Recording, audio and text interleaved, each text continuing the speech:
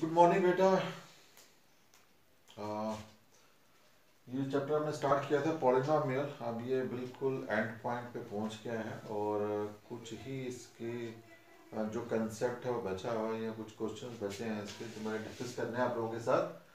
तो देखिए बेटा, अभी मैंने आपके ब्लैक बोर्ड पे यहाँ पे दो प्रॉब्लम्स मैंने लिख दी हुई है और दोनों प्रॉब्लम जो है दे आर वेरी इंपॉर्टेंट तो है, ठीक है बेटा, लेकिन इसके पीछे कंसेप्ट क्या है वो ज़्यादा ज़रूरी है समझना, क्योंकि ज़रूरी नहीं कि ऐसी ही प्रॉब्लम आपको एग्ज़ाम में देखने को मिल सकती है।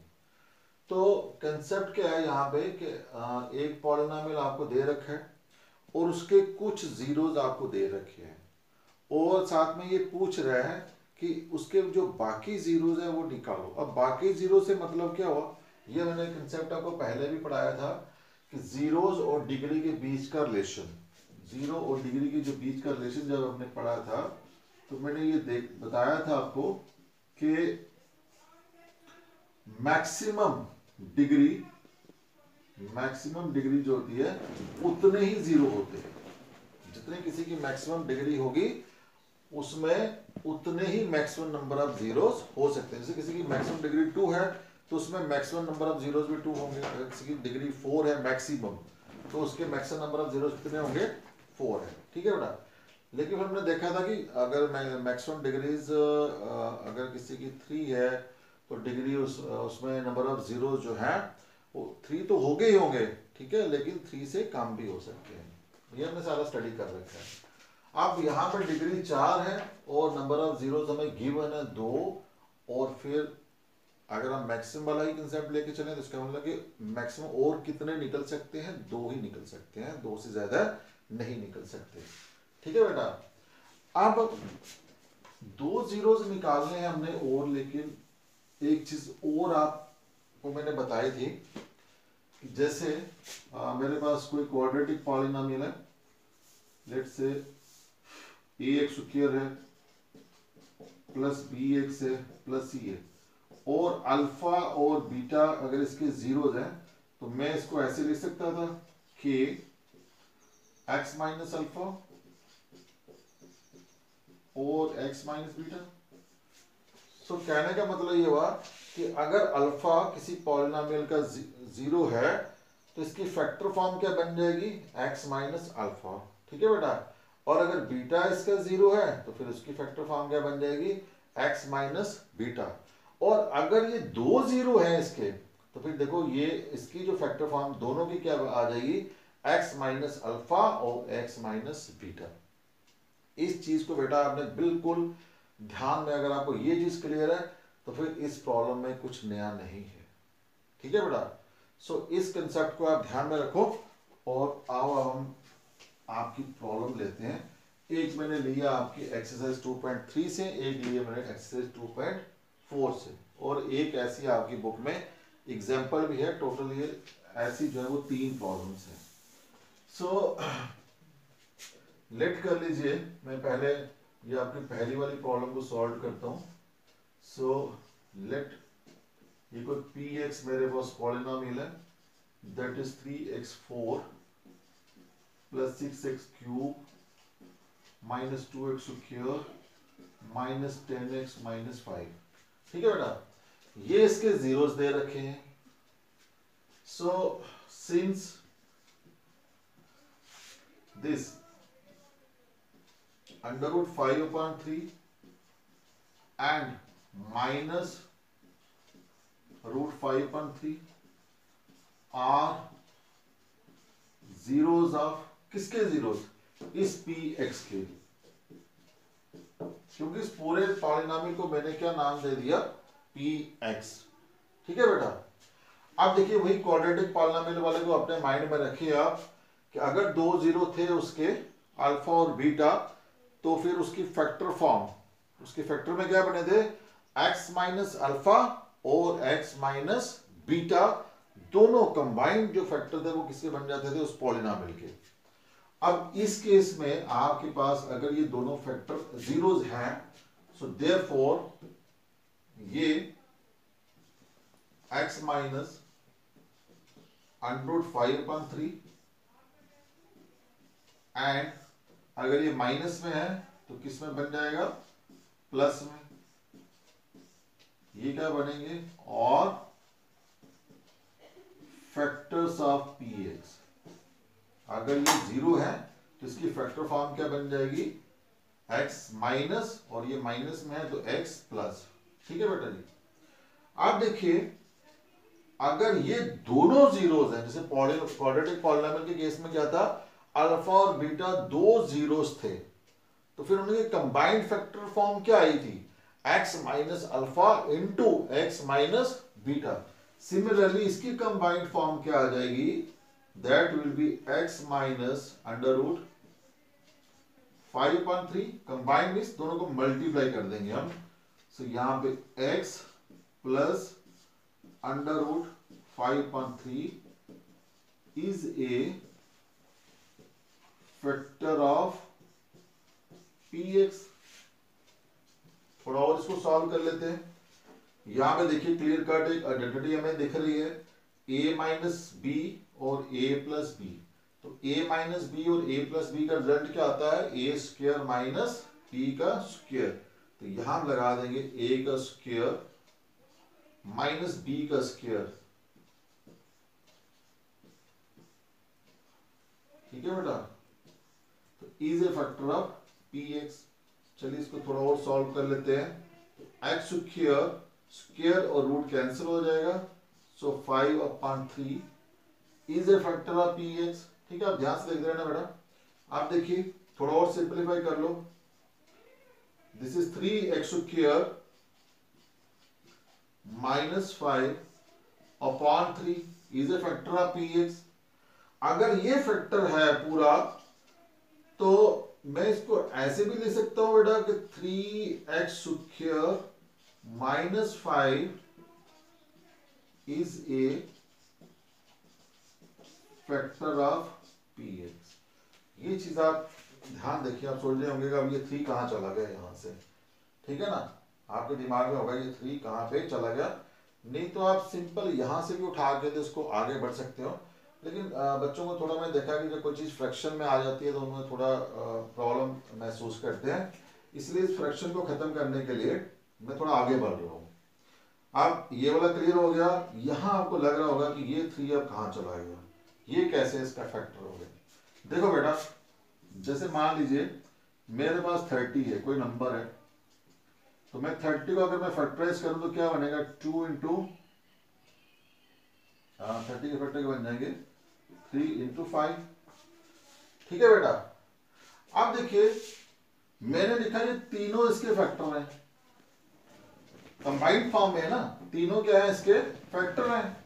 तो अकेले अकेले भी तो इसके फैक्टर होंगे, क्या 3 इसका फैक्टर नहीं होगा, क्या 5 इसका फैक्टर नहीं होगा, 2 इसका फैक्टर नहीं होगा, वो भी इसका फैक्टर होगा। सिमिलरली अगर दिस डिवाइड्स 3 इसका फैक्टर है इस पॉलिनोमियल का, तो अगर मैंने कुछ पार्ट यहां से इसका हटा दिया जो इसका फैक्टर था, तो इसका मतलब जो बचा हुआ पार्ट है वो भी इसका फैक्टर होगा, इसलिए मैंने यहां से 3 को हटा दिया। ठीक है बेटा, सो चलिए अब इसको मैं सॉल्व करता हूं। देखिए अब ध्यान इधर पूरा रखिएगा आप, क्योंकि नजर हटी तो दुर्घटना घट जाएगी। अब आपके पास क्या आ गया कि 3x square minus 5 is a factor of px। ठीक है बेटा, अब मुझे निकालने हैं बाकी जीरोस। क्वेश्चन में तो यही दिया गया है कि 2 जीरोस आपके दिए हुए हैं और बाकी 2 जीरो आप निकालो। ये तो हमने जीरो वाला कंसेप्ट लगा के तो हम यहां तक पहुंच गए। अब जो बाकी 2 जीरो है वो कैसे निकालेंगे बेटा, उसका मेथड आप देखिए। आप now to find other zeros, so to find other zeros। ठीक है, बाकी जीरोस निकालने की ये जो हमारे पास फैक्टर आया हुआ है, इस फैक्टर से हम अपना जो गिवन पॉलिनोमियल है उसको डिवाइड करेंगे, फिर उसी की मदद से हमारे पास जो बाकी जीरोस है वो निकलेंगे। ठीक है बेटा, so to find other zeros हम क्या करेंगे, we divide this given polynomial px by किससे डिवाइड करेंगे, दिस 3x² माइनस 5 से। ठीक है बेटा, चलिए अब हम डिवाइड करते हैं और यहां से आपको एक और चीज भी क्लियर हो सकती है कि ये मैंने पहले भी आपको बताया था कि दो पॉलिनोमियल को कैसे डिवाइड करते हैं। अगर कहीं किसी को कोई डाउट है पीछे भी, तो वो अब आप यहां से ध्यान से देखिए, उसका वो डाउट भी क्लियर हो जाएगा। सो डिवाइड करने के लिए मेरे पास एक डिविडेंड आ गया और एक डिवाइजर आ गया, तो मैं डिविडेंड को यहाँ पे अंदर रख लूंगा। ठीक है, तो डिविडेंड क्या है मेरे पास, दैट इज 3x4 है प्लस 6x³ है माइनस 2x² है माइनस 10x है माइनस 5 है, और मेरे पास डिविडेंड क्या है 3x² माइनस 5 आ गया। ठीक है बेटा, अब मैंने आपको तरीका बता रखा है, दोबारा देख लीजिए। यहां इस डिविडेंड की जो मेरे पास पहला डिविडेंड है उसकी वो वाली टर्म आपने लेनी है जिसकी हाईएस्ट डिग्री है। तो यहां पे हाईएस्ट डिग्री वाली टर्म कौन सी है, 3x⁴। तो ये लिख लीजिए आप। इसको आपने डिवाइड करना है जो आपका डिवाइजर में जो हाईएस्ट डिग्री वाली टर्म है उससे। तो वो कौन सी है, 3x²। तो 3 कट गया, x4/x² है, तो x² आपके पास आ जाएगा। तो अब आप यहां पे क्या करोगे, इस पूरे डिवाइजर को किससे मल्टीप्लाई करोगे, x² से। ठीक है बेटा, x² से करेंगे तो क्या आएगा, 3x4 माइनस 5x²। अब देखिए माइनस 5x² आ रहा है यहां पे, तो बीच में क्यूब तो आ नहीं रहा। ठीक है, अब आप सोचोगे क्यूब का क्या करें, तो आप बेटा इसको ऐसे लिख सकते हो, क्यूब नहीं आ रहा तो आप 0x³ लिख दो, कोई घबराने वाली बात नहीं है। ठीक है, एक तो ये स्पेस भी कवर हो जाएगा और आपका जो कंफ्यूजन है वो भी दूर हो जाएगा। सो माइनस 5x² आप यहां पे लिख दीजिए। आप देखिए डिवीजन का जो रूल है, ये माइनस हो जाएगा और ये प्लस हो जाएगा। ठीक है, ये तो कट गए दोनों। अब 6 और प्लस 0, तो ये 6 ही रहा। ठीक है जी, अब देखिए ये प्लस का था, तो 5 में से 2 चले गए, तो कितने बचे, 3x², और ऊपर से आप ये नीचे ले आइए 10x। ठीक है बेटा, no this is the new dividend, this is the new dividend, ये नया डिविडेंड आ गया। अब प्रोसेस हम यही करेंगे, नेक्स्ट टर्म हमने कौन सी निकालनी है वो इसी तरीके से निकलेगी। अब इस डिविडेंड का हमें वो टर्म लेनी है जो हाईएस्ट डिग्री वाली है, दैट इज द 6x³, और डिवाइड तो ये डिवाइड के लिए यही रहेगी क्योंकि ये चेंज नहीं हो रहा है, ये फिक्स है। ठीक है, तो मैं डिवाइड किससे करूंगा, 3x² से, तो मेरे पास कितना आ जाएगा 2x। तो अब मैं यहां पे मल्टीप्लाई किससे करूंगा, 2x से। आप देखिए क्या आ गया, 6x³ एंड माइनस 10x है। ठीक है बेटा, अब बीच में x² वाली टर्म नहीं आ रही है, तो आप यहाँ पे 0x² और माइनस 10x लिख दो। ये आपका माइनस का हो जाएगा, ये आपका प्लस का हो जाएगा, ये तो दोनों कट गए। ये क्या बचा यहाँ पे, दिस इज 3x²। ये भी देखिए आप, ये प्लस का और ये माइनस का, ये भी कट गया। अब ऊपर क्या रह गया था आपका, माइनस का 5 को ले आओ नीचे। ठीक है बेटा, अब देखिए डिवाइजर और रिमाइंडर बिल्कुल सेम आ रहे हैं, तो यहां तो कुछ सीधा है कि 1 से करोगे तो वही नंबर मिलेगा आपको। सो 1 से करोगे, सो 3x² माइनस 5, तो यहाँ पे रिमाइंडर कितना आ गया आपके पास, 0। ठीक है बेटा, तो नो रिमाइंडर इज 0। अब देखिए एक रूल आपने और पढ़ा हुआ है डिवीजन के अंदर, पहले भी मैंने बहुत बार डिस्कस कराया, यूक्लिड डिवीजन लेमा जब पढ़ा था तब भी हमने डिस्कस किया था कि dividend is equal to divisor into quotient plus remainder. अब वो वाला फॉर्मूला यहाँ पे लगाइए आप, तो देखिए क्या बनता है ये, वी नो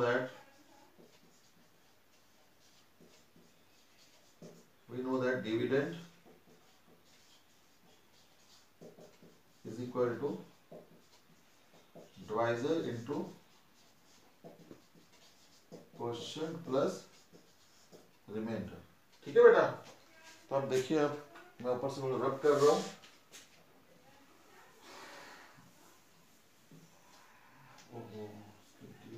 वो क्या था,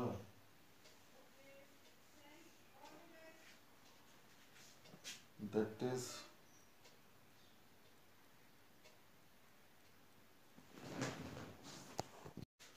सो आपके पास जो डिविडेंड है वो कितना आ गया, that is 3x4 plus 6x³ minus 2x² minus 10x minus 5। ठीक है बेटा। सो आपके पास जो डिवाइजर था, डिवाइजर कितना था, 3x² माइनस 5, और जो आपके पास क्वेश्चन था वो कितना आया था, that is x² plus 2x plus 1 और प्लस रिमाइंडर कितना आया था, 0। ठीक है बेटा। No this can be written as 3x² minus 5। आप देखिए यहाँ पे ये आपके पास आ गया quadratic polynomial, this is the quadratic polynomial x² plus 2x plus 1। ये वाले दो जीरो तो आपको पता है, बस इसको सॉल्व कर लीजिए तो जीरो निकल जाएंगे आपके पास। अब देखिए आप क्या आएगा, this is 3x² minus 5। No क्या आ जाएगा, ये मैंने आपको बताया था how to factorise the quadratic polynomial, मैंने पूरी उसके लिए वीडियो बनाई हुई है, तो किसी को कंसेप्ट क्लियर नहीं है तो वो वहाँ पे जाके देख सकता है। यहाँ पे कितना आ जाएगा, प्लस x और plus 1। So this is 3x² minus 5। No x is common, x plus 1, इन दोनों में कुछ भी कॉमन नहीं है तो 1 कॉमन आ जाएगा। सो दिस इज 3x² माइनस 5, तो यहाँ पे कितना बचेगा, x प्लस 1 और x प्लस 1। ठीक है भाई। सो अब देखिए आप इसके जीरोस निकालने हो तो इसको हम जीरो के बराबर पुट कर लेंगे, तो क्या आ जाएंगे, जीरो से पहले x माइनस 1 और x माइनस 1। ठीक है जी। सो यहाँ पे जो बाकी दो जीरोस मेरे पास निकलेंगे वो कौन से निकलेंगे, -1 एंड -1। ठीक है। सो देखिए आप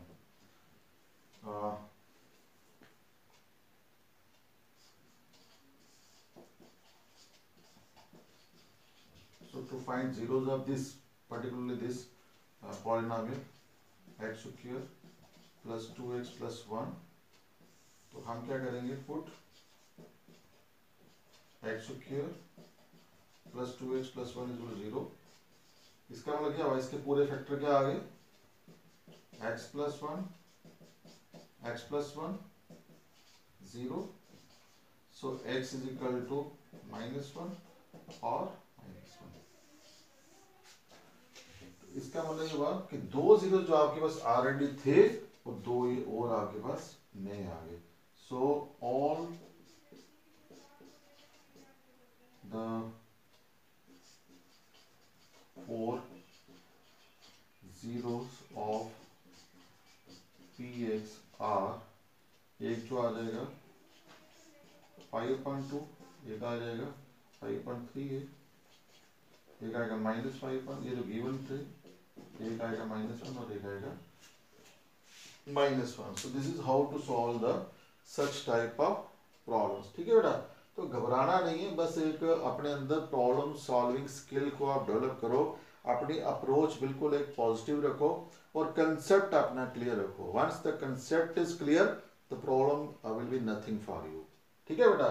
तो प्रॉब्लम कुछ भी नहीं है, किसी भी टाइप, कोई भी टाइप की अगर प्रॉब्लम आपके पास आ जाए तो आप उसको कर सकते हो। जैसे मैं यहाँ पे थोड़ा हिंट देता हूँ, यहाँ पे आपको दो जीरोज हैं, प्लस माइनस का साइन दिया हुआ है, तो एक आएगा 2 + √3 और दूसरा क्या बन जाएगा 2 + √3।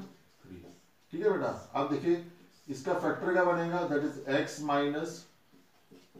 2 + √3 और इसका फैक्टर क्या बन जाएगा, सॉरी एक माइनस में आएगी, x - 2 - √3। अब देखिए और थोड़ा सा, दिस इज x - 2 - √3 और यहाँ पे क्या आएगा x - 2 + √3। अब देखिए यहाँ पे ये a और ये आपके पास आ गया b। ठीक है। तो आइडेंटिटी लगा के आपके पास क्या बन जाएगा, x माइनस 2 का स्क्वायर और माइनस 3। इसको अगर आप सॉल्व करोगे तो कितना आएगा, this x square minus 4x plus 4 minus 3, so this is x square minus 4x plus 1। तो ये आपके पास बन जाएगा इसका डिवाइजर। ठीक है बेटा, तो वेरी सिंपल।